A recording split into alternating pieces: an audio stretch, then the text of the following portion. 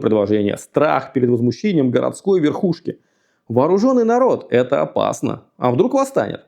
Макиавелли не сдается.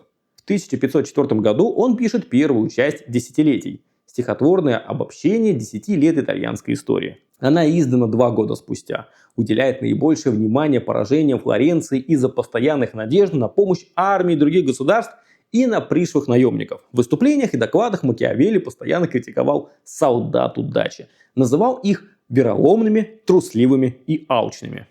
Хотел принизить роль наемников, чтобы отстоять продолжение создания регулярной армии.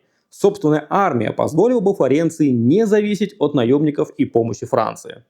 Декабрь 1505 года. Наконец-то комиссия 10 поручает Макиавелли приступить к созданию ополчения. Первая настоящая победа. 15 февраля 1506 года отборный отряд ополченцев-пикинеров прошел парадом по улице